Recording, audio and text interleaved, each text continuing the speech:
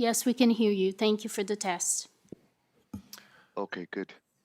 Good evening, everyone, and welcome to our March 9th, 2026 council meeting. I'll call the meeting to order at 7 p.m. And before we adopt the agenda, I would like to add 11.2 under correspondence for action. Letter from the High-Level Chamber of Commerce regarding sponsorship recognition. I believe council received that prior to the weekend. 11.2 under correspondence for action. Any other additions? No? Can I have someone move the agenda, please, as amended? Councillor Forrest, all in favor? Carried. All right, moving on to delegations 3.1. Mahesh Iyer from Light Street Hospitality. I'll have you come to the front here and press the button on the front of the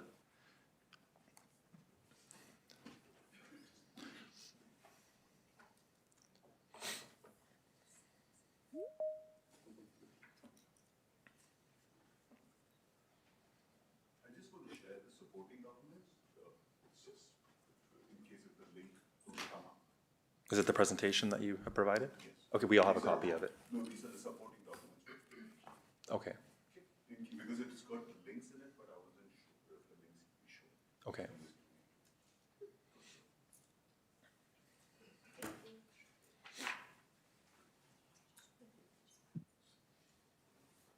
Thank you.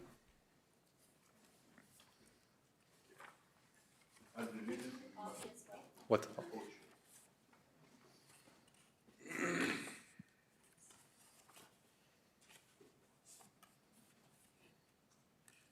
So just get you to push the button on the center of the display there, and then have you just state your name and then the presentation. And just for housekeeping with delegations, they are allowed up to 10 minutes in total for the delegation. Yeah, you're able to hear me? Yep. Good. I think we have requested for 15 minutes for this presentation. Okay, would council like to allow for 15 minutes? 5 additional minutes on top of the delegation? Okay. Okay, so let's start. You're able to show the presentation? So, good evening, everyone. My name is Mahesh, and I'm the general manager at the Best Western Super 8 and Days Inn, under the management umbrella of Lighthouse Hospitality. We appreciate this opportunity.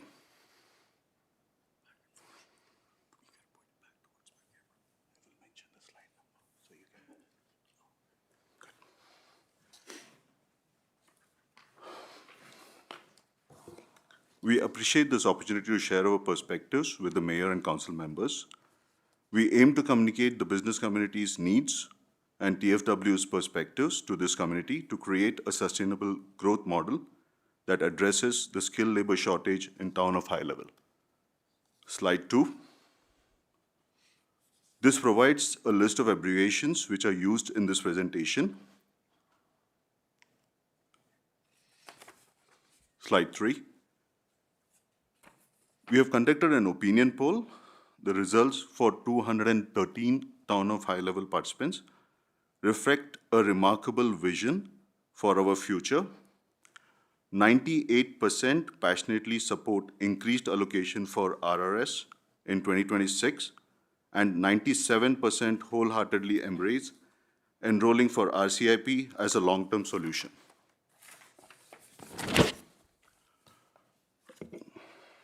We go to slide 4. AIP RRS was launched in 2022, now serving around 34 communities.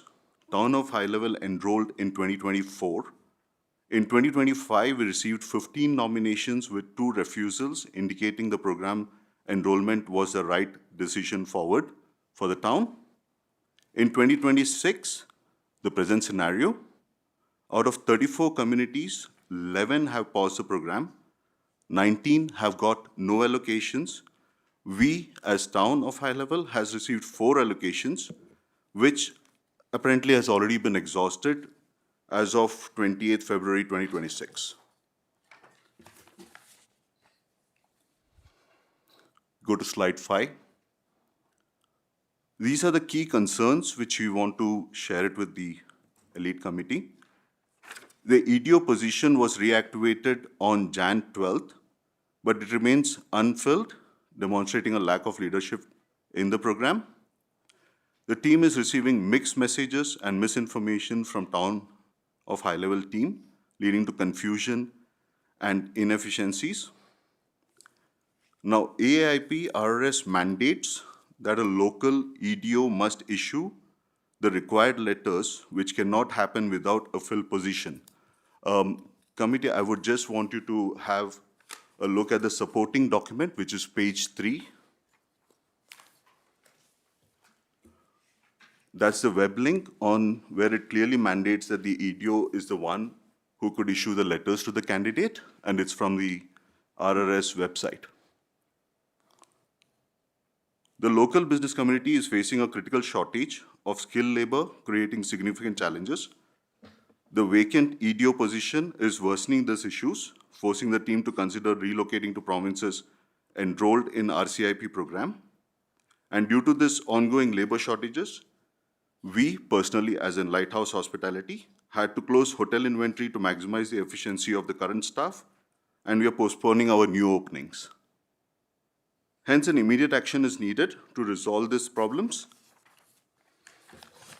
Slide 6. These are the few recommendations which we want to bring forward.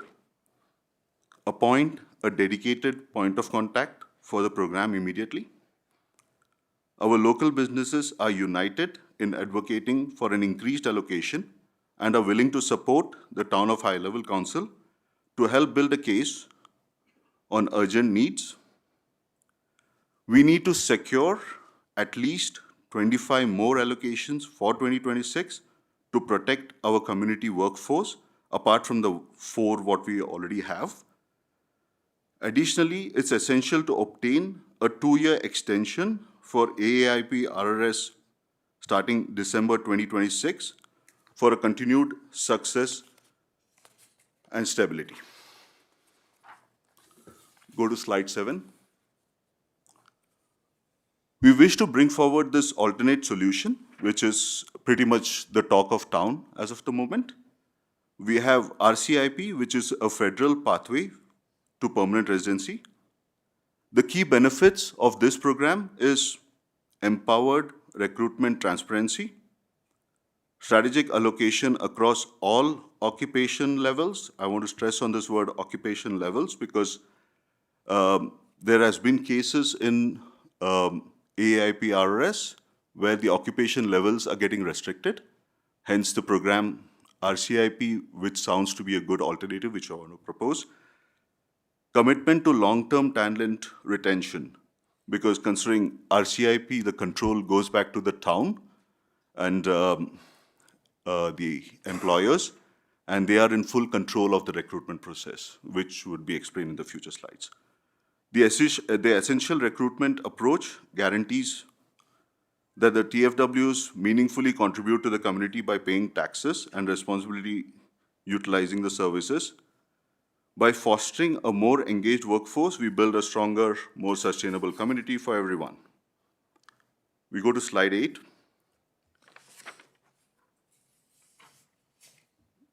RCIP is the pilot program which represents a bold commitment of at least 5 years, laying a robust foundation for long-term growth and sustainability.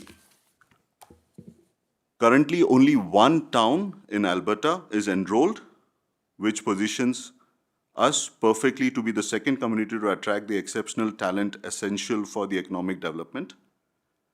We can join the expanding network of communities participating in RCIP, taking a decisive step towards securing a prosperous future for our town. This program will not only enhance our workforce, but also drive our community to growth and prosperity. Seizing the opportunity will propel our town towards success. Go to slide 9. Sorry, the previous slide, please. So this is a comparison of Clareholm and Town of High Level. Now, Clareholm is the community which is enrolled for RCIP at the moment.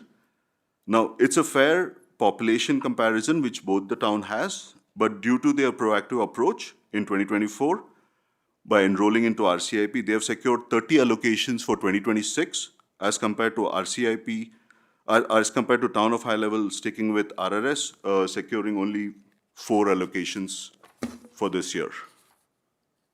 You go to the next slide, please. Now, in this link 1, which is represented in the supporting document 3, which I've given it to you guys, that's basically page number 4. So when we click link 1, it actually takes you out of the slide, but what I want to imply is there in the supporting documents which I've furnished. So link 1 outlines the town's population segmentation in a clear and precise manner under headers like economic, under headers like resident, which clearly stipulates what is their contribution, what is the town's population, how it's getting bifurcated, household expenses, the dwelling, the workforce, and the livability index. And the link 2, when you click on it, it actually takes you to the supporting document 4, which is basically the criteria on the basis of which they are recruiting, which is a very transparent recruitment for all occupations. If we adapt this in a way to Town of High Level, we could be a key player for RCIP. Now, RCIP is not an overnight enrollment program. It would take, right now the enrollments are closed. So the enrollment would be opening only after 5 years. But if we start building ourselves now, it could be an opportunity for the future. Next slide, please. These are the enrollment process, which I've outlined for both the programs, just for a quick reference. Next slide, please. I brought this proverb over here just to relate it to, we wanted to relate this quote to the need to address the present situation faced by TFWs. Despite the ongoing issues stemming from the changing requirements, we hope our elected leaders will continue to support tax-paying TFWs. I want to relate one example over here, which is pretty relevant. My guest hotels expect top-notch city-level service, and I'm proud to say BWP in Guest Satisfaction Index stands 18 among 4,300 hotels in Namar. When I say Namar, it's US, Canada, and Mexico put together. For service quality, thanks to my mixed, dedicated team of TFWs and local talent. What we want to summarize and present to the committee, basically our request is as follows. AIP RRS Program Administration, we request you to at least appoint a dedicated point of contact for this program who has the full information and who can guide us properly. Have Town of High Level office revalidate all issued endorsement letters without additional processing fees and provide a written communication on this. Town of High Level we want them to continue issuing endorsement letters without limits after validating the new requests coming from businesses, charging the established processing fee. We urge the council to engage with the provincial and federal authorities to increase the AAIP RRS allocation, emphasizing the skilled labor shortage in the town, along with its remote location and related challenges. AAIP RRS has been effective, and we advocate for an extension for at least 2 years beyond the current expiry of December 2026 until an alternate program is enrolled, or if things kind of start working well with AAIP RRS with all occupational levels, then we would allow this program to continue with the town. Future opportunities, as indicated in the previous slides. The current AAIP RRS includes restrictions related to occupational levels, which can limit the ability of businesses to fill critical roles. When I say occupational levels, is basically when I'm referring to lower pay levels. It's getting restricted in AAIP RRS in a way. By comparison, the Federal Rural Community Immigration Pilot Program provides a clearer criteria and has a potential to attract high-quality skilled workers across broader range of occupational levels. Now, the supporting document 4, if you would review, you would find all kind of levels of occupations which are getting selected, and even sales and service are capped up to 6. So the town and the employers decide whom to recruit, and they get the allocation from the federal government. So there is very limited provincial controls, if I may say, and it serves the business purposes because they would usually follow the process of advertising and recruit the right person whom they need, depending upon whatever occupational level they are at.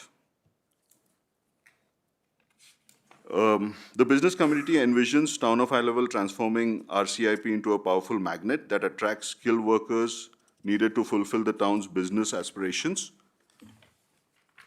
Through coordinated efforts, supporting both AEIP RRS and potentially RCIP participation, the Town of High Level can attract new investments and businesses, strengthen the local workforce, protect the existing businesses from labor shortages and challenging market conditions. I'd like to just put forward one more quote, which is from Colin Powell. He said, "Leadership is solving problems. The day soldiers stop bringing their problems is the day you stop leading them." I want to relate to the quote. Our team has brought forth these challenges to us, inspiring us to turn to this esteemed committee for guidance and solution. That concludes my presentation, and now I would like to call upon the owners who are present to present some supporting 1-minute speech. I would call upon Subway owner, Mr. Sachin, to start.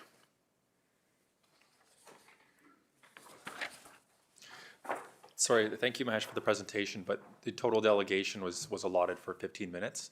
Yeah. We had extended it, so we've now passed the 15-minute mark, so we technically can't extend this any further. Oh, okay. Yeah. Could we take at least 2 owners if it's possible? Technically speaking, and as part of the delegation bylaw and procedure, we're not supposed to extend it. We know we had agreed at the beginning to extend it by 5 additional minutes. It's not necessarily a point of debate between, with the delegation itself and council. The council takes that information and we'll discuss it between us and then come back to you with a solution, hopefully. Okay, no worries. Thank you. Thank you for the presentation. I just want to start off by saying I agree with you. I understand that there is a labor shortage in town, and I want you to understand that we are doing what we can in order to, to the best of our abilities. I do believe there's some misinformation going out there that the town has the ability to allocate or, to try to push for more allocations for this program. That is strictly relies with the provincial and federal governments, not with the municipal government. We definitely, by all means, can advocate as much as possible. Which is what I think I know we're going to continue to do. But at this time, that number was set by the province based on the amount of allocations that were set forth in the past. So again, they didn't have a cap before, but they're going off of the historical numbers that were actually approved, which was 11 out of the 126 that were submitted in the prior years. So again, I think, you had made a comment there stating that our allocations were already exhausted. I'm not sure where that information would have come from. Because they don't actually tell us when they're used up. They don't tell us what jobs they go to. We actually don't get that information. The only thing that the town does is actually endorse or issue the endorsement letter. And I know at this point, I'm not sure if we've accepted any new ones, but I do know that we have been working on reissuing the ones that were asked for in the past. No, the reason why I was pushing the town to get in more allocations is because there are a lot of other communities who have paused the program. So the pool is still available. Yep. But it's the only thing is, yes, we would have to take the step of approaching the federal and provincial government to present our case, because our case is pretty genuine because of the remoteness.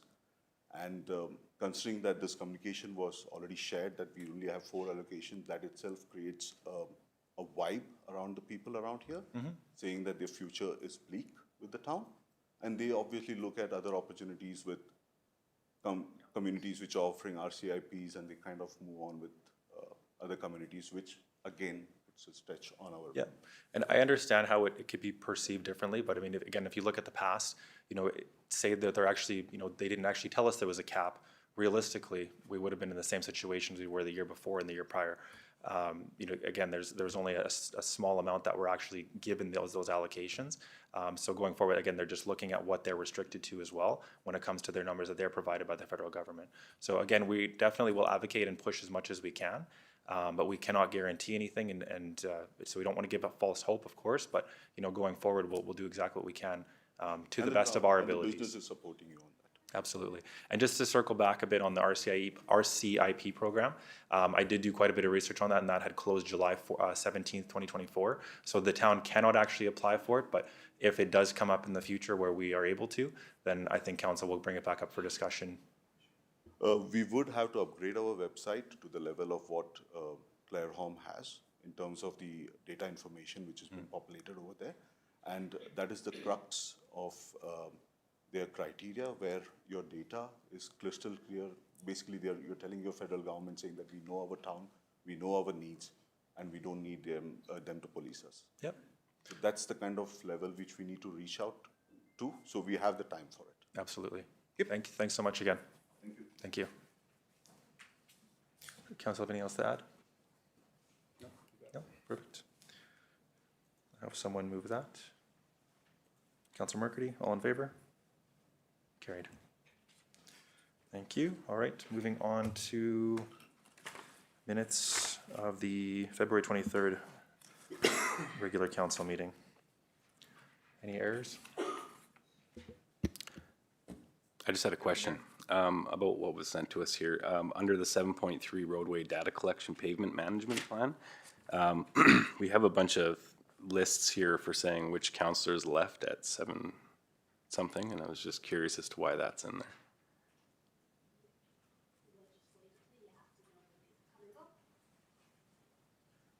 But that's kind of in the middle of our meeting. Yeah, it's when it happens, in the order it happens. That is proper procedure. It's just, It just looks weird in this package because we have items below that, right? So, But it says they returned. some of them.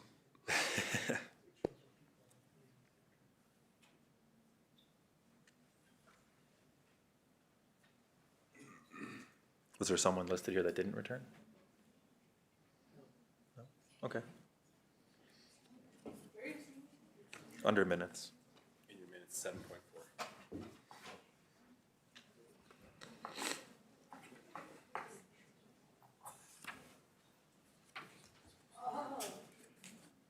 Would anyone like to move the minutes? Councillor Langford, all in favor? Carried.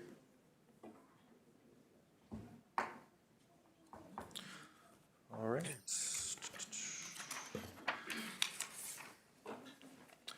Moving on to council reports, I'll start with mine.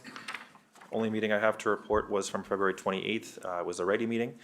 During the meeting, the board received more updates on the READY Sustainability Initiative, which is exploring future governance and membership models as the organization prepares for some potential changes to long-standing provincial funding programs. We also reviewed progress on the Mackenzie Made Regional Branding Initiative, including plans for how local producers and businesses will be able to incorporate the brand into packaging and marketing. The board discussed a phased rollout approach as the program moves toward implementation. And there were also discussions on regional economic initiatives such as the Industrial Greenhouse Feasibility Study, economic corridor opportunities, and rail-related advocacy efforts that READY continues to monitor and support. I do believe I had mentioned an email for myself. I'm not sure if any of Councillor Langford wanted to attend the Penwar meeting in July. That is something that READY will be a part of and advocating for as well. Any questions? No, seeing none, can I have someone accept my report? Councillor Forrest, all in favor? Carried. All right, Deputy Mayor. I got a pretty short list this week. On Thursday, February 26th, I attempted to attend the high-level library board meeting. Was in very poor service, so I can't speak to what actually was said there. And then on March 5th, I attended the Policing, Justice, and Emergency Management Committee for AB Munis. Very eye-opening meeting. A lot of very well-informed individuals around that table, and I think we're gonna wanna keep our eyes on the growing situation when it comes to the RCMP and contracts with our federal and provincial governments, so. Little concerning, but glad to be at that table to hear it, so that's all I have to report. Any questions, council? All right, Councillor Forrest. I just have the one for February 26th. I went to the library board meeting, and that's the only meeting I went to since the last council meeting. Any questions? All right, Councillor Langford. I also attended the Ready Board meeting on February 25th that the mayor's already reported on. Any questions? Councillor Mercady. I attended the Golden Range AGM on February 25th. I attended the Transportation Society for Councillor Zatko on February 26th. I attended the Intermunicipal Planning on March 3rd, and then I attended the Boreal Housing today on March 9th. Your meeting with the Golden Range Society was at the AGM. Did you have some new board members? Yes, we got a new chair and a new secretary and treasurer. Who's the new chair? That's a good question. Margaret? No. Susan? I'll get back to you. Okay, thank you. I just with Councillor Zatko's absence, with her committees, I believe she was on the Policing Society meeting as well. Just in the interim before the by-election, can we get a list of those committees she was on just so we can reapply, or for now, in the interim? Thank you. Any questions, any other questions for Councillor Mercady? All right, can I have someone move council reports? Deputy Mayor, all in favor? Carried. All right, moving on to 7.1, Sanitary Sewer Master Plan. Through your worship, I will turn this over to the Deputy CAO. Good evening, Myron. Good evening, Mayor and Council. Good morning, or good evening. I'd like to introduce two presenters from McElhaney Engineering. We have Nav Sandhu. He's from Vancouver, and he's joining us tonight, as well as Josh Workington from Grand Prairie. And so they'll be presenting on the sanitary sewer master plan, as well as the stormwater master plan that follows right after this one.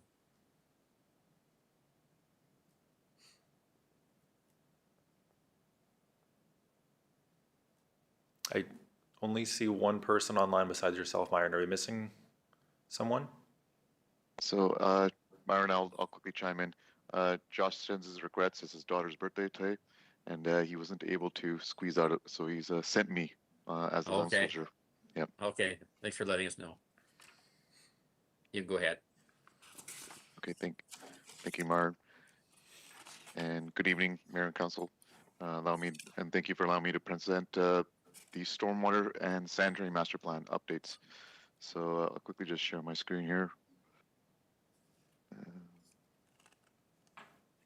Just let me know if you can see that, and I'll turn my camera off.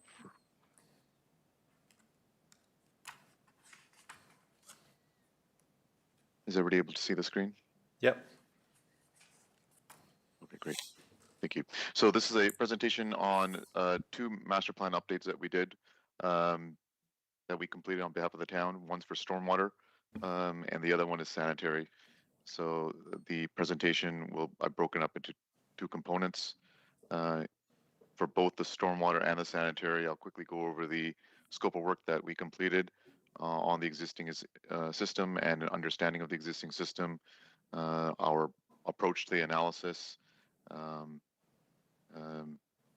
the results of the analysis and performance of your existing system for both systems, recommendations for capital improvements and associated costs, and then other recommendations and next steps.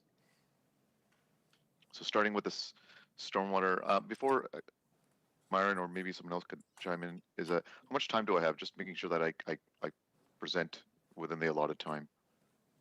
Is 20 minutes enough time? Sorry. Is 20 minutes 20 enough minutes time? is 20 minutes, sure. Yep, perfect. Okay. So I'll first start with the update of the stormwater master plan. Most of the work was on the stormwater master plan side of things. So we'll spend a majority of the time, the 20 minutes discussing stormwater.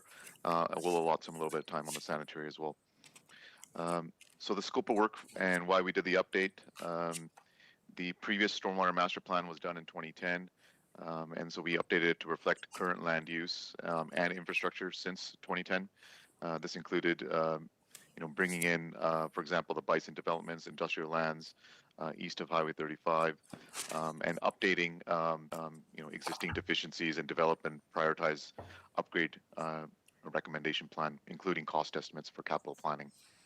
One thing to note for both the stormwater and the sanitary master planning work is that we didn't include any future growth scenarios as the land use plans for future developments and future areas weren't finalized at the time of the assessment. But these can be added later once those land use plans are developed, since the models and the analysis work or the foundational work has been established now by our studies. When it comes to stormwater, the existing system the town uses, very similar to most municipalities in North America, you're using a dual drainage system concept, which consists of a minor system. Primarily, minor system components are your underground pipes, culverts, that are located mostly in the northern portion of the town. And that constitutes the minor system. Then you also have a major system, which is your roadways, ditches, swales, gutters. Those are used to convey your larger flows from extreme rainfall events above ground and overland routing.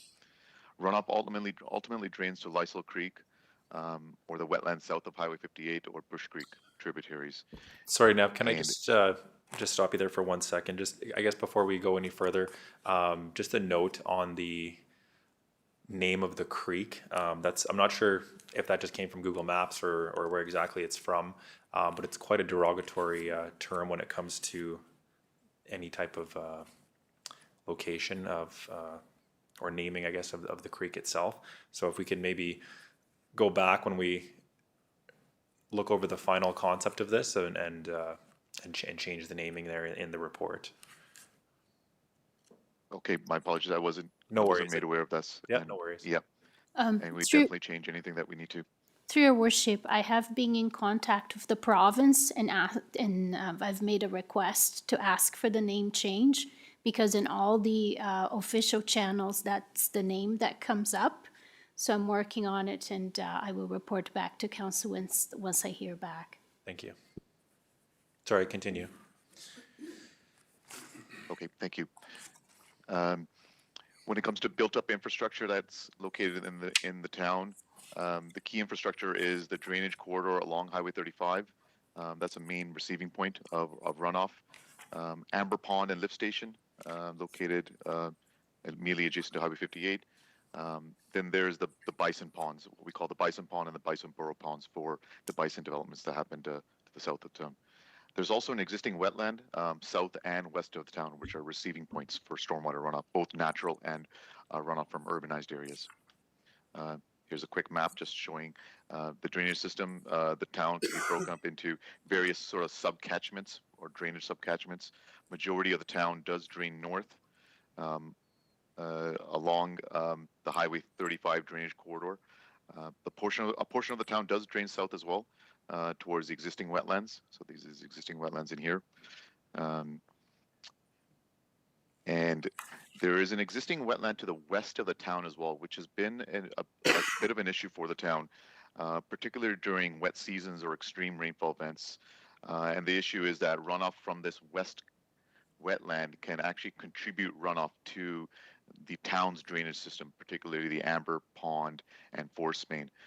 So when that system gets overloaded, there's been temporary measures that have to be included by town staff, such as sandbagging and trying to divert water away from the built-up system. So that is an issue that we looked at addressing. When it comes to the drainage system in here, again, key features are that Highway 35 drainage corridor. That's item 1 right in here on the map. That receives that drainage system receives a lot of runoff from the town prior to discharging into the downstream watercourse. the Amber Pond, which is item 2 on the map here, which I mentioned. And then finally, the Bison Ponds were item 3 to the south of town. So those are the 3 areas, 3 key drainage features that drain the town. Previously, we looked at previously documented problem areas as well, which will sort of align with our work that we completed this time around. These previous documented flooding areas included flooding along 100th Avenue, intersection 98th Avenue, 99th Street, culverts and roadside ditches, and culvert crossings along Highway 35. And there's been limited upgrades since the 2010 study that was done, aside from the culvert upgrade at Highway 35, which is now an 1800 millimeter diameter culvert. Previously identified drainage issues continue to still persist. The methodology that we used was a hydrologic and hydraulic model of your storm sewers, culverts, swales, ponds, pump stations, in addition to a more detailed two-dimensional overland flow modeling in select or problematic areas to assess flooding and flooding depths. We used the latest rainfall data sets, including climate change, follow the town's standards for stormwater servicing and performance. Again, we analyze the system, the minor system and the major system.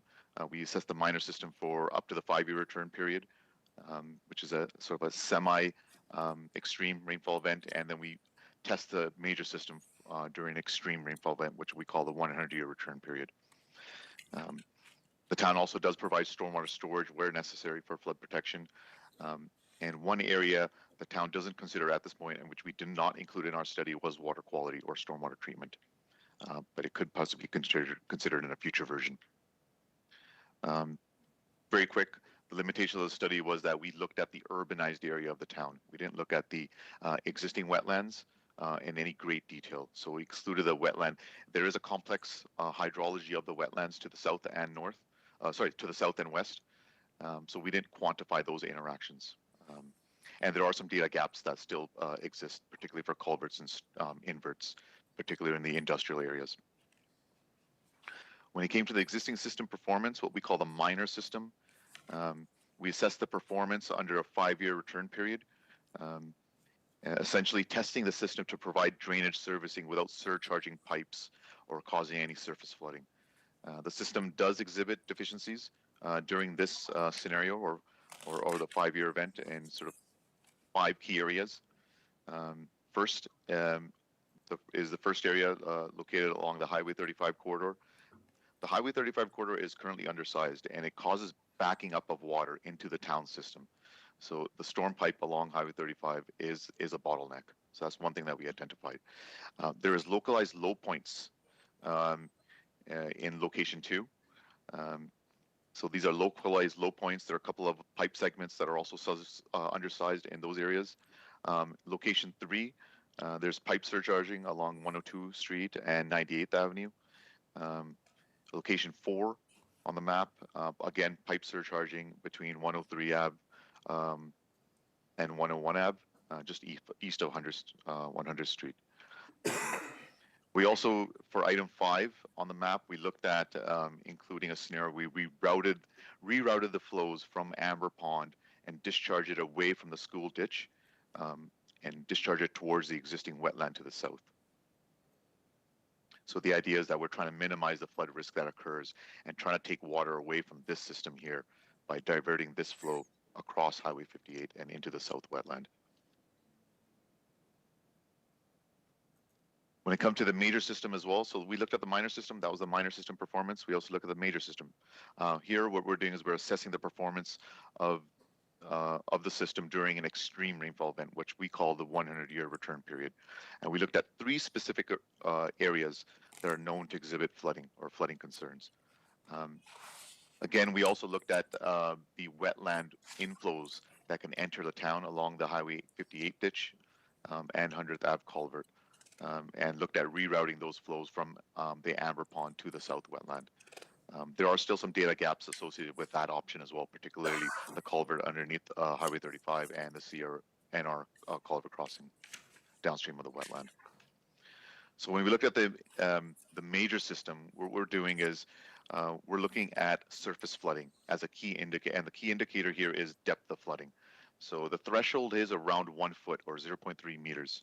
So anything that has a sort of a blue color in these areas is where we have depths of flow that are unacceptable according to town and provincial standards. So areas 1 and 2 on the map here are of lower risk. These areas do exhibit flow depths, larger flow depths, but these are generally contained within the curb or ditches, and the maximum flow depth is just below the maximum allowable. So we have identified these areas, but these are sort of lower risk areas. The area that we really should be paying attention to with respect to flooding is area 3. Here, there's several problematic areas of runoff accumulation that contribute to excessive flood depths. Again, due to localized roadway depressions or low points in the roadways. So this includes 100th Avenue, 98th Avenue, 99th Street, and 98th Street. These areas are generally pose a temporary flood hazard to vehicles, pedestrians, and risk of flooding to private properties. For example, the Flamingo Inn and residential properties along 99th Street and 98th Street. The maximum flood depth in this location is 0.67 meters, so that's just over 2 feet in comparison to the typical maximum threshold of 0.3 meters or 1 foot, according to town standards and provincial standards. So we took the performances based on the analysis that we completed on the minor system and the major system. We developed several targeted upgrades or recommendations to improve the minor system for nuisance flooding and to provide safe flows during extreme rainfall events to protect life and property. The first set of upgrades are storm sewer upgrades, categorized as high, medium, and low priority. Here we show the high and medium upgrades that align with the problematic areas that I had identified a little bit earlier. The high priority upgrades address major flooding issues near the northern portion of the town, where medium priority upgrades further reduce localized flooding in other areas. And then low priority upgrades are just enhancement opportunities where flooding does not currently present a significant risk to public safety. So those are storm sewer upgrades. In addition to the storm sewer upgrades, there was this option of rerouting flows from the Amber Pond and lift station and rerouting it to the wetlands to the south. The goal here was to reduce risk and avoid discharging to the school side ditch. The concept is keeping existing pumps and adding 2 additional pumps and a force main through 3 segments of 500 millimeter diameter force main to route the flows south across Highway 58 and avoid discharge to the school site.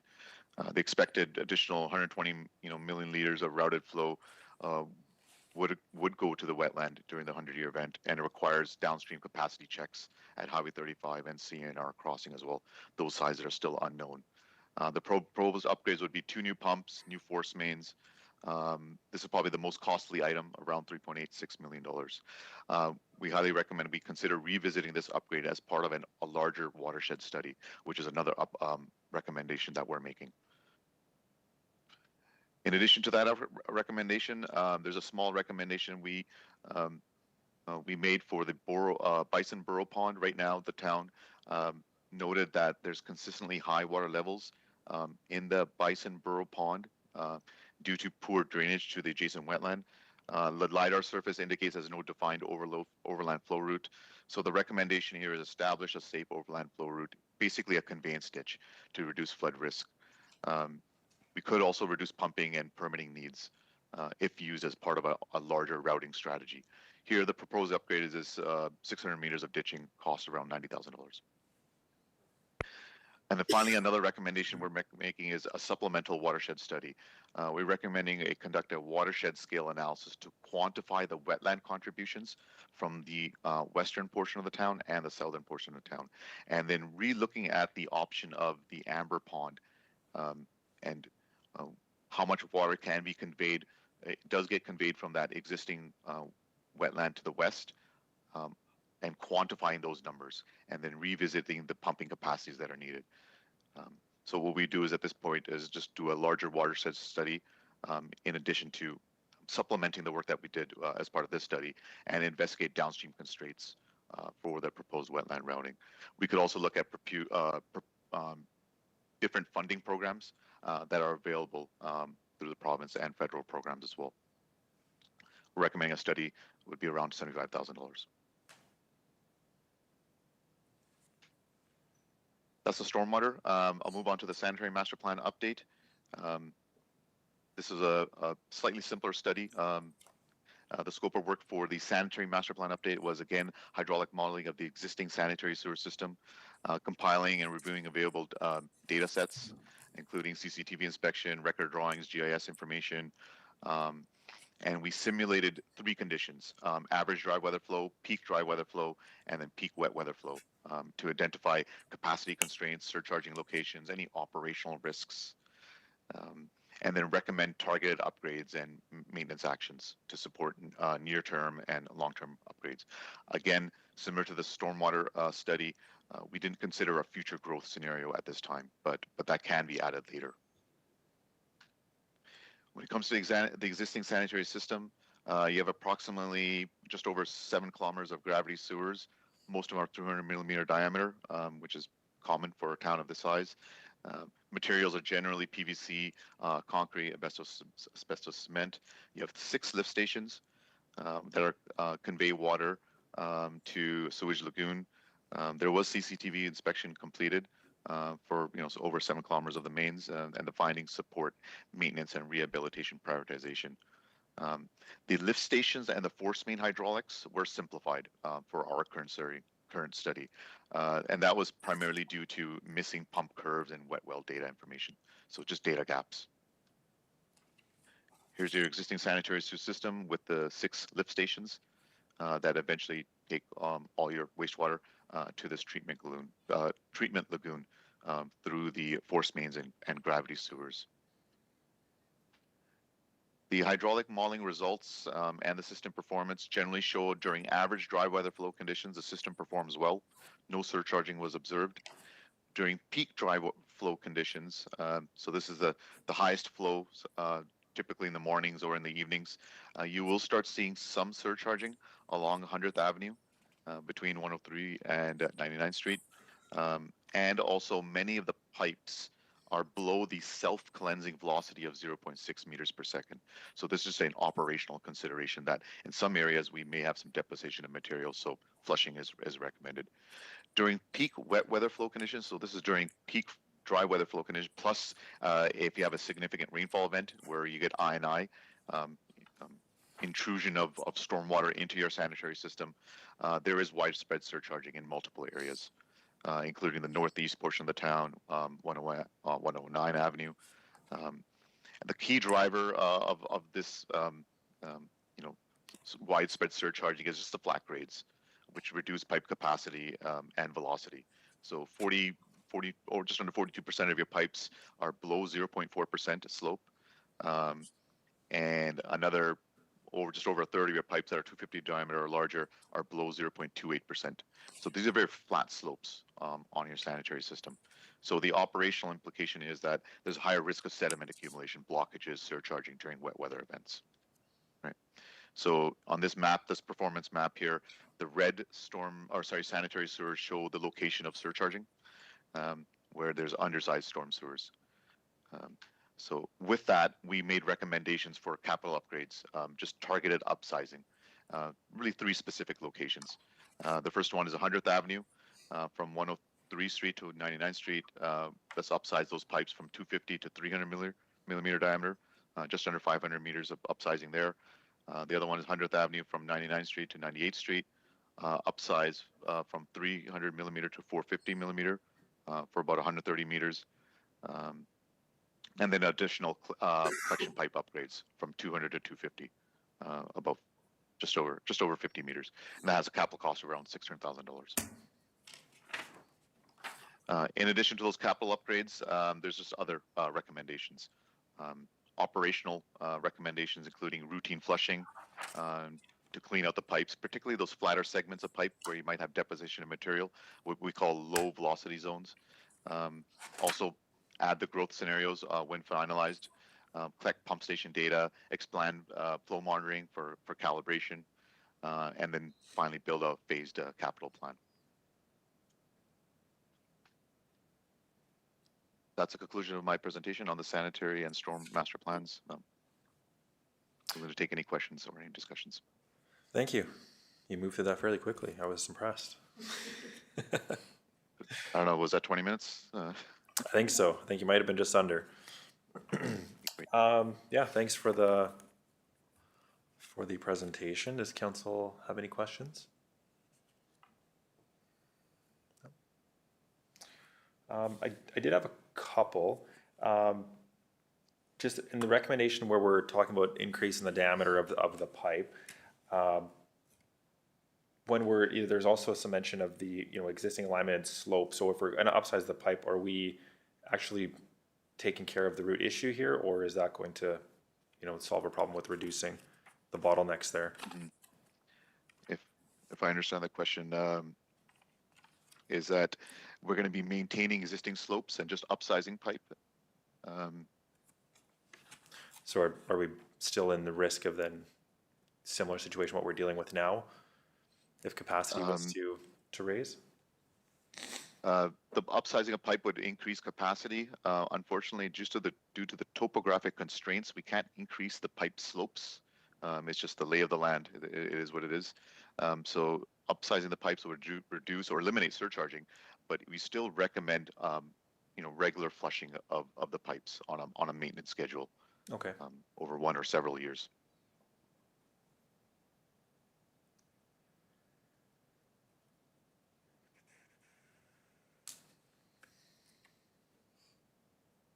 All right, I think you answered most of my other questions within the presentation there. The only question I had financially was, how come the report wasn't, or the presentation wasn't included in the original scope? I feel like we keep getting all these presentations and we're paying an additional cost. This just has never happened before.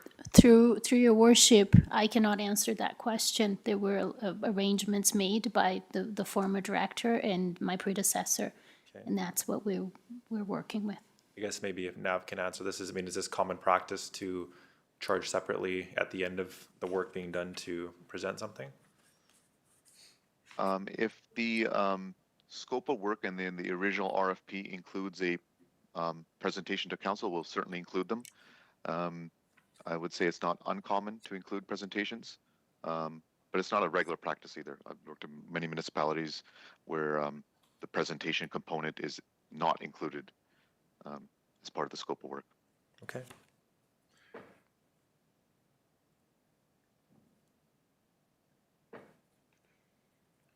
Perfect. That's all the questions I had. Anyone else? Deputy Mayor? Just in when you were showing down on 100th Ave, the problem zone where you guys were suggesting upsizing. I know that we have put together a project as part of the 100th Ave rehabilitation to do some upgrading in the sewers in that zone, within that zone. And I was just wondering, and this is more so I guess a question for administration, on whether we are going to be using the scope of this study to when we're ordering the scale of work for 100th Ave, so that we're upgrading to the proper sizes while we're at it. I guess Myron. Yeah, thank you for that question. Through your worship, yes, we have had those discussions with Tetra Tech Engineering to ensure that the information from both engineering firms are collaborated to ensure that any of those capital works are done to meet the objectives of these recommendations. Thank you. Just one more note. Is this a complete master plan, or are we still waiting for some refinements? Through your worship, I will turn it over to the interim deputy CAO. These are the final drafts, your worship. Okay, it does say in the report that there's future work still needs to be done, so I just wanted to confirm if we were to adopt this for a proper long-term plan. Your worship, those future works are once the town has a growth study and projections in place for an increased population within a time frame. The data sets can be amended to to align with those growths. And so that information was not provided at the onstart or through this current process. So is It that can then, be added. is that then going to be another cost on top of this, and even though it was included in the original scope? I would have to refer that back to Josh Workington, your worship, and report back to council. Okay, Councillor Langford? Just the discussion about 100th Avenue. I think the part of the project that was pulled out of the STIP funding application was actually physically replacing the pipe. Like the road would be opened up, we would dig the hole, we'd replace the pipe. Whereas this is the pipe bursting where they're just gonna drag something through and not gonna dig it up. To me, it certainly seems like a more cost-effective way of doing it if we're gonna end up with the same result, and then also not interfere with any of the ground compaction, so we don't get some of the settling issues we've had in other areas. So I was pleased to see that part, and hopefully, even if we do get the STIP funding, my suggestion would be that we would integrate this pipe bursting technique into that plan rather than physically excavating out and replacing all of the pipes. I completely agree. If we can't get the STIP funding, that is definitely the only way to go.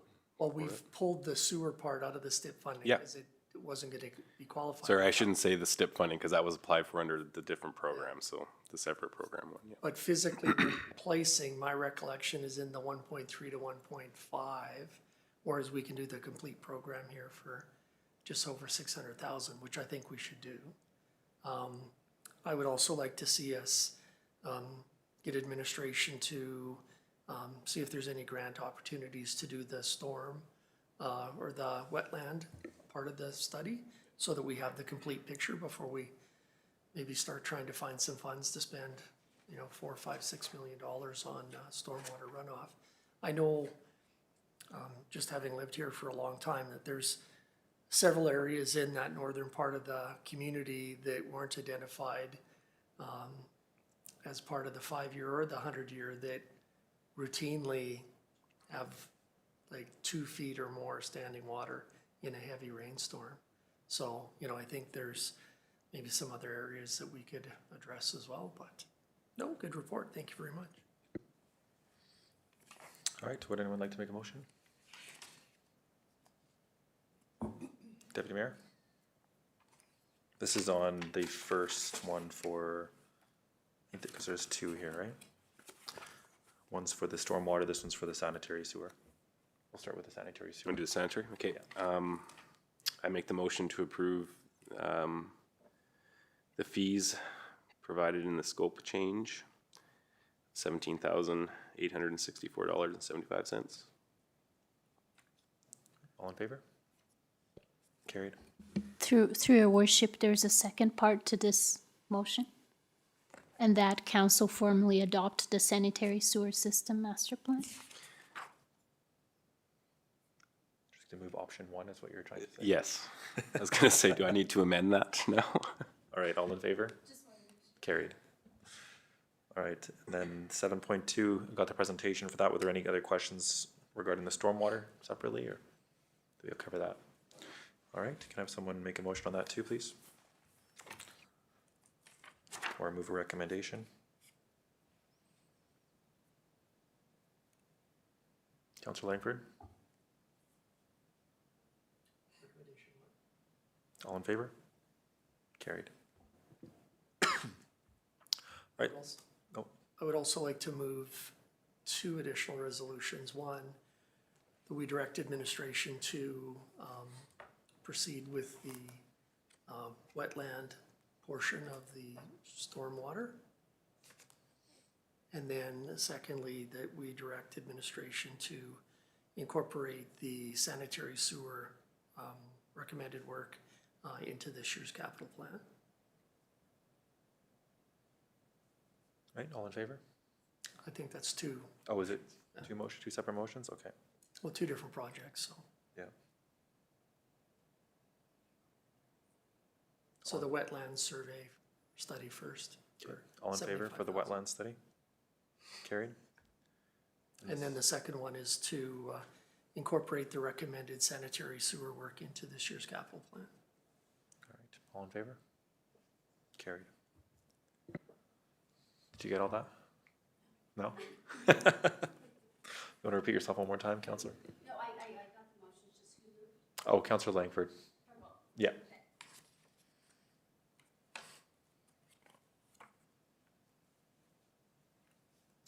All right, moving on to 7.3 quarterly payments for the municipal library. Through your worship, I will turn this over to the Director of Community Services. Good evening, Mayor and Council. As outlined in the MOU that was approved by Council on December 8th, the town provides the library with operating funds. Historically, this payment has been made in quarterly payments, but last year there was a motion made to do a one payment instead of quarterly. So we are recommending that we go back to the quarterly payments. Any discussion, Council? Deputy Mayor? No issue with this whatsoever. That was only done as a one-time thing to help the library out. My question is around the MOU. The MOU that the board signed, the library board signed, was for a single payment. So we will need to redo the MOU and have it presented back to us for signatures. Thank you for that. Yeah, we can do that. Okay, thank you. All right, would anyone like to make a motion? Or move a recommendation? Councilor Mercredi? I'll move option 1, that we return to quarterly payments. Okay, all in favor? Carried. All right, moving on to 7.4, 2026 by-election. Through your worship, I will turn this over to the Director of Corporate Services. Thank you. Good evening, Mayor and Council. This RFD's been brought forward just to address the current vacancy on council. So basically, the Local Authorities Election Act states in case of a by-election, the election day must be set by resolution of council, and also at the same time, the appointment of the returning officer and the substitute returning officer is done. Administration is proposing Monday, May 4th as election day, and if May 4th is approved, nomination day would be April 6th, and nomination period actually begins the day after the motion, so it would be actually tomorrow, March 10th.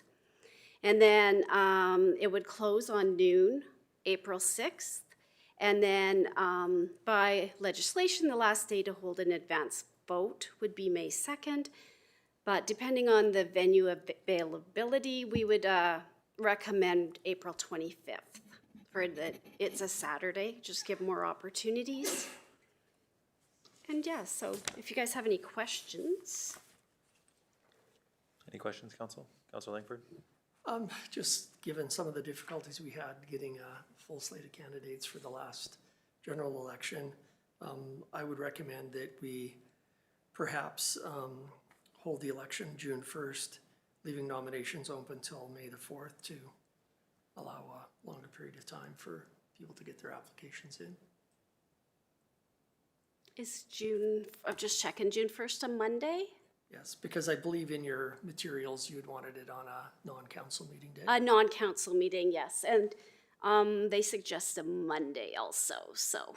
So June 1st is the first Monday. The first Monday, okay. That would be my recommendation. Any other discussion, Council? Would you like to make a motion? Sure, I'll move those dates that, obviously nominations will open tomorrow, and they will close on May the 4th with the election on June the 1st. All in favor? And sorry, you were looking for a, Yes, we need a motion for the poll? 3 motions there. We need, So that would be on, we need election day would be June 1st. and then the May 30th for the advance poll, if you're looking for a Saturday. We have a checklist. I'm just gonna enter it in here and it'll tell you all the dates. I guess just before we continue with the motion, I just want to say, last year, considering our election time, we had from January 1st until was it September for nominations to come in, and we still came up short. So I'm just wondering if that extra month is really gonna make a difference. I've already had quite a few conversations with people that are interested, so I'm wondering if we might just be delaying the entire process by delaying it an extra month.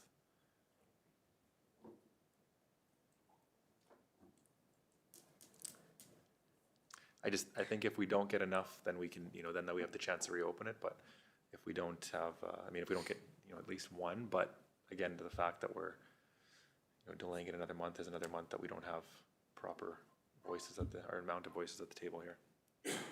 Can I ask that we move the balance of the discussion in camera? Sure. But Pardon me? Through your worship, I'm not sure we can move that discussion in camera. we can have a discussion about it in camera and come out with a resolution after the fact. If there's some, If it has personal information or anything in it, then yeah, it would justify that. we can't discuss it in an open meeting. Okay, you wanna move that, in camera? Yes. They have to make the motion. All in favor? Carried.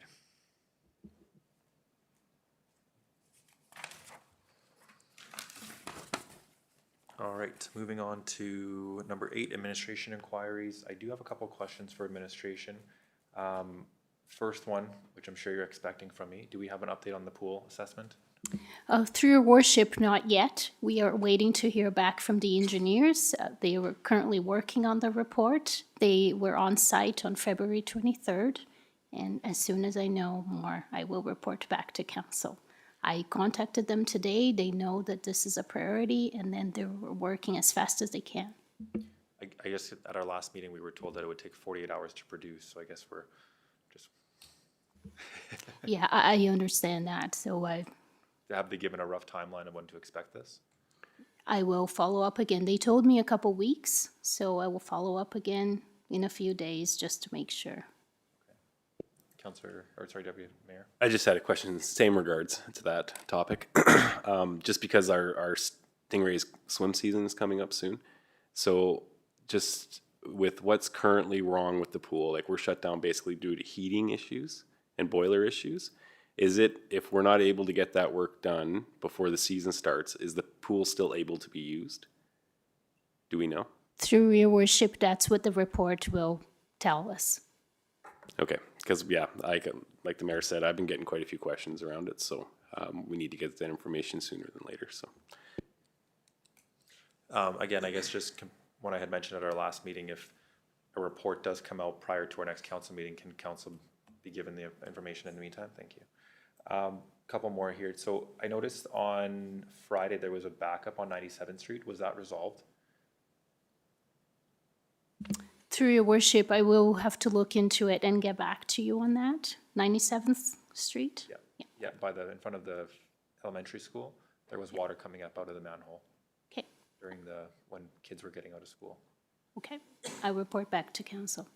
The one closest to the car wash. And then do we have an update on our strategic planning session? Through your worship, not yet. We are collecting quotes, and then as soon as I can, I will bring that to council. Okay. And then last thing I had was just, I see that Jane's not here for the meeting. But just wanted an update, I guess, on our GIS mapping situation. I took a look at what is there, and maybe Councillor Langford can speak on this a little bit too, because I know he's used the site before for information he's needed for real estate. But the website is not as user-friendly as the old one used to be, and I'm not sure that it has the capabilities to be. I've compared it to a couple other places, so I know that the county still uses Catalyst, which was the system we used to have, and it is actually very, very easy to use. And then I obviously can't show everyone this, I can pass it around to council when you look at the options we have, but the options that they have to choose when going through the GIS system are, I think, cut down to less than half of what the information they used to have. Especially when it comes, so from what I understand, you're still not able to upload PDFs, which in the PDF, you used to be able to add the full assessment, which if you wanted to go and look to see what that assessment was going to be for the past few years, you could see that. It showed all the square footage, it showed a picture of the home, tons of information. You were able to see what type of, what's it called here? What zoning, I guess it was. So you could actually click on the link and it would bring you to the actual bylaw and tell you exactly what it was referring to and what criteria it met. So you can't do that in the new system that we have. And I'm speculating here, but I'm assuming that if we had both systems running is because Citywide can't do what Catalyst can. And that is what, had us keep the same two systems for a long time. So I'm not sure what we can do if there's more research that needs to be done into trying to get the system to work better for the people that do need to use it. But, this goes off of people trying to do assessments or the appraisals. Like it is a huge bottleneck in creating this. And I know that some realtors are having to call the town to get information, and sometimes the town doesn't have all that information. So it's creating a lot more work that doesn't need to necessarily be there. And then obviously creating more work for staff that are here too. So again, I think maybe Councillor Langford can speak a bit more to it. I haven't actually gone onto the new system to look. Sorry, staff that does that, but I'm wondering if it isn't a situation where these new systems have layers and whether we haven't opened up enough layers to the public, where we've kept them proprietary just for the town's use. Because I know on the old system, certainly you couldn't look at everything that was there unless you were a registered user with the town. And so I suspect that the new system is likely the same, and maybe we just have to open the gate a little bit more and allow access to one or two more layers without getting into, actual utility locations and stuff like that. Yeah. So maybe administration can report back on that. Through your worship, thank you for bringing this to my attention. I will take this back and talk to Jane and report back to council. Thank you. Any other questions for administration, council? No? All right, moving on to 11.1, letter to council on level 3 DC chargers. Assuming everyone had the chance to read the letter. Deputy Mayor? I just have a quick question. Doesn't the Chevy dealership have chargers, and don't you guys as well over at Yes. Ford? Yes. And in behind the Mirage? And there is the Tesla charger at the Mirage, yes. That one's the oldest one that's Okay. here. It's a level 2, so it's not as fast, but the two that are at the Ford dealership are also level 2. And then at the GM dealership, it is a level 3 fast charger. Okay, that's what I'd heard, yeah. But I did talk to them today just to confirm, and that one is only open during business hours. So it does create a bit of an issue. However, I don't think it's a terrible idea. I think the town should look into it. I mean, we had talked about this, I think, in 2021 or 2022 when they had come out with that grant in the first place. And they were willing to fund 100% of the cost for it, but we had missed out because it was a highly allocated grant. But from my understanding, they're coming out with this, from their letter here, and then I read on the news that they are coming out with a new grant in order to create a larger infrastructure for it. So I mean, if there is grants available to have one installed, I definitely think administration can look into that. However, I mean, if we're going to be paying funds, I don't think that is cost effective for us, considering there is one here locally in town already there, ready to use. So, any other discussion? I guess I could make a motion for administration to look into grant availability for a level 3 charger. All in favor? Carried. All right, and then I had a addition here for 11.2. So council had received an email from the Chamber of Commerce just regarding sponsorship sponsorship recognition from the business community when it comes to, and I think we had talked about this in the past, and there was a presentation on it a couple months ago. Just when it comes to sponsored events, we had the Frostful this weekend, and we could see, I think there was a bit of a disappointment when it came to the amount of recognition that the businesses actually received when they were sponsoring events like this compared to what was given in the past. So we obviously can't share it on the screen here for the live video, but we did have a comparison from 2024, 2025, and then of course this year. And there was a rather substantial difference, I would say, in recognition. I'm not sure, I know that the town or administration is trying to create and again, I guess backtracking here, a lot of this stuff is noticed more relatively on social media. And I know that administration is trying to create a bit of a more informative stream, which is more organizational and, administrative duties on our social media platforms, just like the website. So I did do some research, and I looked to see what other municipalities are doing, and I noticed like the town of Peace River, Whitecourt, Edson, even the county of Greenview and county of Grand Prairie all have their own FCSS social media pages. And I think, that was one of the concerns in the past that where businesses brought up is that, and even residents, even online, it just complaints that the information that was there before is no longer being provided when it comes to certain FCSS programming, and maybe Director Clark can speak to what things were done in the past. A large portion of FCSS is funded through the province. I believe it's 80%. I think people do look to that and to try and find out what information is going on in the community. And then when it comes to recognizing sponsors, creating partnerships within the business community, that is going to create a better relationship overall. So I do think that they are, relatively disappointed in what, in the changes that have been made. And, proper recognition, I think, needs to be there. If we don't have that sponsorship, if we don't have those partnerships, we will lose out on a lot more in the future, and people look forward to these events. Through your worship, thank you for bringing this to my attention. Could you please refer these residents or business owners to me? This is the first time I'm hearing this. We've been putting a lot of information out there, and I haven't heard until now that there's some dissatisfaction. So if you refer them to me, I will log the complaint and we'll investigate and see where we're at. Okay, I will definitely refer as many people as I can. I mean, I think it was brought up here at a council meeting in the past, and I brought it up myself in the past as well, so, yeah. All right. Moving on to question period.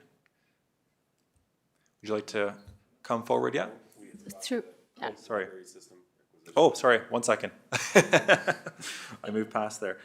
Sorry, moving on to 12.1 Peace Library System requisition.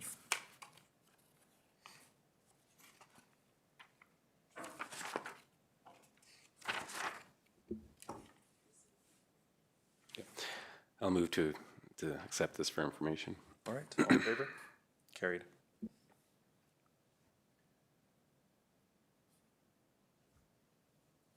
All right, sorry, now moving on to question period. If you wouldn't mind coming up to the front here and then pressing the button on the middle of the screen, and then just stating your name. Yep. Hi, my name's Jacob Shin, the part owner of the Esso gas station on Highway. And this is my second opportunity to speak out in front of council and mayor. That was 2 years ago, I remember, because when the... Oh, just push the button again. Press one. Yeah, that's good, just one. I don't have to do? Yeah, Okay, you're sorry. Only second time, so I forgot how to say. So my first time was here, that was my opportunity to add my comments and idea about the RRS program when the idea was first brought to the council. And I will also share my experience back in Saskatchewan that I was used to run a business there. And I made a comparison when Saskatchewan government's helping local small business owners. And whereas Alberta, the similar size of town that I used to run, it's a Spearwood, it's town of Spearwood, a little bit smaller size than this one, I should say. So, and then later on, I heard the great news. Finally, our town of High Levels be part of that RRS program. When I first heard that, it sounds quite promising. And then I believe that would expedite all the process and facilitate all the complicated process to help us to get our foreign workers to help out our stress in filling out all the empty spots. And personally, it was great news. So, and then I was encouraged to apply right away because thankfully EDO contacted me personally right away. Hey, it's in now. You're more than welcome to come in, apply. And we already also discussed about the application fee. It turned out $1,500 per application, which all agree. because we understand the weight and the significance of the application, because we believe that that endorsement letter is meaningful, and then I'm sure that we believe that they will quite place influence, strong influence on provincial government's decision for my candidate. That's how we felt. So as a result, I applied 3 candidates, 3 applications. So basically, I submit $1,500 each case, so $4,500. I'm not here to talk about the financial reason, but the reason I brought this is how significant that was for me to make decision to apply, and I wanted to show as an employer how serious we are about this. So $1,500, bit more pricey, but I thought, yes, this is how we show a commitment, how serious we are about this. So we agree with the price. We didn't complain, reasonable, just like federal government does. They ask for $1,000 for each LMI application. So they don't want us to just apply and whatsoever, right? But we're serious about this. That's why we put up. But I'm fighting with my vendors every 2 or 3 weeks over 50, 60 cents per each product. That's what I'm doing. But for me, $1,500, big decision, believe it or not. So, but I applied 3 candidates. So I've been waiting for the result over and over. What had actually happened was, even despite the endorsement letter from Town Hall, the provincial government level didn't seem to care about that much. That's their, thank for the, it's just like a part of the documentation we have to meet. Oh, you're eligible because you submit this application, but let us deal with this. So they have been thinking totally different idea. So what I heard is they putting all the candidates in one big pool, and they select at that time their own discretions. I don't know how. So when I first introduced to this idea and program, my understanding is because of our rural situation, our unique situation, I thought provincial government would somehow promise to give us more benefit, right, compared to other candidates, simply because we're endorsed by Town Hall on the promise between some kind of, promise between town and provincial governments. We thought it would be somehow not guaranteed, but at least we'll be more favored in terms of processing. But end result, they keep delaying, no news. I talked to, so basically, as an employer, it's quite vulnerable. Nothing I can do about it, other than helping my candidates to get the endorsement letter, and then each candidate has to apply their own AAIP provincial program on their own. That I'm not the one applying; the candidate has to. So candidate has to collect all the document, whatever they submit it, and then they wait, and no news forever. And eventually, the expiry date comes, the letter's gone. So what did I just do? So it's quite disappointing. It's quite disappointing. And then I trust you, each council and all members of Town Hall. However, as a just single employer, I cannot help but think, am I being taken advantage of? It's like with the promising advertisement, yoo-hoo, you're gonna get the employee quite quickly because of this program, woohoo, just $1,500. As long as you're eligible, you get it soon. But what happened?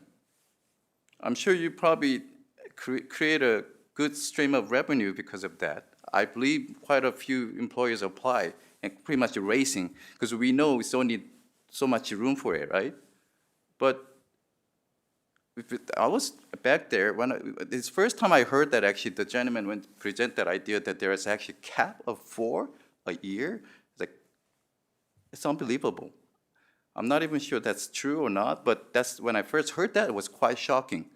So that's why I can't leave the room. When others have the presentation, everybody's leaving, right? But I cannot leave. Wow. It's hard to believe. It's hard to digest right now. Had I known that there's only cap of 4 people a year for this town, I wouldn't have bet on this. I wouldn't have wasted my time, because I know how difficult it is, how struggling, how complexity it is to go through federal program, provincial program. Because I've been through so many years, since past 25 years of running small business. I've been through this, a lot of stuff. But rural program is a great idea, quite promising when I first heard that. So I thought you're giving a special ticket to skipping all the steps and get us our employees as soon as possible. But end result, I waste my time. I'm not only emotionally disappointed, but I waste my time, waste my money. And there's seem to be nobody responsible for this. Sorry, it's off my hands. It's only a town municipal level. It's up to the provincial governments. They're the one doing this, not us. So, but we trust on you guys. We trust our town, our council, our mayor. We didn't submit the application to them. We submitted the application to town. And when I received the endorsement letter, I thought it was quite meaningful. I consider it quite meaningful letter from town. And I'll show my candidate over the FaceTime. I got this. My town helped us. Compared to other town, my town helped us. Good news, yes. But what did I just do? That candidate is disappointed. It's wasted his time entire year waiting. And I waited. And well, you probably know past 2 or 3 years, because of the disasters and people suffering from, away from home, and a lot of people flood into town. And wow, that was really time that I needed that for employees. But I'm sorry, I didn't get any support that I need. And the question I have today is, do you actually know the significance of this program and how much we need? How much our council members and the mayor understands how desperately we need this help in reality, like in time, like when we need. But that's not happening. So I'm not gonna ask for refund, but moving forward, apparently the gentleman introduced new idea of seem to be more promising program, but I'm afraid, I'm not sure. It might be turned out to be another RRS program disaster, so-called.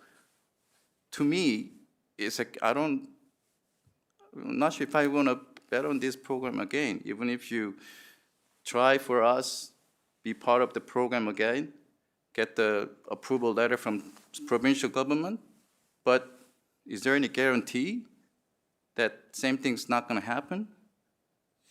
So that's the question I'd like to ask. Like, somehow responsibility has to be there. Someone has to hold responsibility here, right? So if it's not going to be like the way we expect, then I don't want to discourage those people at all, but we're talking reality. It's like when you say you're part of the program by provincial governments, how much guarantee can you obtain from them? Just like provincial program is guaranteed program by federal governments, right? You become a provincial nominee, then federal governments, as long as you don't have criminal record or a medical issue, they issue the permit of residency, right? Just like they're a really strongly bonded contract. Just like that, can you have strong, promising contract between provincial government and town? If we endorse the letter, can provincial government give us that much credit to trust us so it can benefit in our favor so that we can have actually a positive result exactly the way you expect it? So that's something we have to really look into, I think, based on my past 2-year experience. So I wish everybody's here and give some feedback together, but I'm a little disappointed everybody left. So I'll look at the agenda, then there's got to be something, and I finally found the question period. So I'm sorry, I did have to stay here and desperately waiting for this moment to share my feedback, which might sound like complaint, but I'm sorry, it is complaint, but just hope you like to have my voice here today heard. So, Well, thank you, and I appreciate the question. I mean, I think I speak for all of council when I say we do understand the significance of this program and the significance of the, you know, the labor shortage within high level. I mean, we've been speaking about this for years. That's why we initiated the program in the first place. And I think, you know, for the councillors that were here when we first started that program in 2024, you know, I think that there was maybe some information that wasn't completely provided to us by the province, and that's why we had, you know, just like you, it sounded like it was going to be a very easy process, and it was going to be a super simple way to get people here and to attract more people into the workforce. So obviously, you know, we weren't told about a cap in 2024, 2025. And it wasn't until this year in January when we found out that there was a cap of 4 people, or sorry, 4 allotments that would be accepted. That's the first time they've ever produced a cap. There are other communities that got, you know, larger caps, but again, they have a much larger population than we do. And it's also the first time we found out that only 11 of the 126 endorsement letters that we had issued were actually accepted. So I think I said that earlier. We had no control over that. The provincial government does, or sorry, maybe even the federal government. You know, you're asking for accountability, and I think that it honestly lies within the provincial government, because they had essentially told us how this program was going to work, and it didn't work out the way that they wanted it to, or the way that they had promised us it was going to. So, you know, I don't think that it's on the town itself for, you know, the way that things turned out, or the amount of allocations that were are actually accepted. You know, but again, you know, I mentioned it earlier, we're going to advocate as much as possible when it comes to trying to raise the allocation number or finding other streams for this program to work. I do agree with you. I wouldn't be surprised if they change the RCIP program, if they do open it up in the future, or if they ever do. It was a pilot program. They only allowed 14 cities out of all of Canada, and you know, the surprising thing, you look at some of those cities, and some of those have populations of over 100,000 people. You know, how do we compare to that? Why do they consider that a rural community? Right, we're 4,000 people in the last town in the top of Alberta. That's rural. You know, I don't think that some of the cities they have on there are actually, or towns, or however they classify them, you know, fully fit that criteria, but that's what they chose. Why they made those decisions, I don't know. But again, you know, we are going to advocate as much as possible. I do appreciate your investment in the community, and appreciate, you know, everything that you are doing here. When it comes to employing people, we understand the impacts that come with that, and it's huge. So I hope that, you know, we're not downplaying any of the things that you're saying. We do feel for you, and we will advocate as much as possible. thank you. And sometime I like to go home, take some time off, but summertime I never. So I want to live normal life. Yeah. As an employer, but I need helps. I mean, I would say for the past couple of years, it's been a bit of an anomaly compared to years prior. This isn't regular for, you know, the amount of evacuations that we've had and the catastrophic events. You know, hopefully this isn't the new normal, and hopefully we can get back to that here in the future. Okay, I appreciate give me opportunities, and I don't know. As long as we're all in the same page, I feel more trust, you know. So, thank you. Thanks for listening. Thank you. Thanks for staying for the whole meeting. Thank you. Have a good evening. Through your worship, my staff confirmed that there was a blockage on 97th Street. They removed it, and town staff completed the cleanup afterward. Perfect, thank you.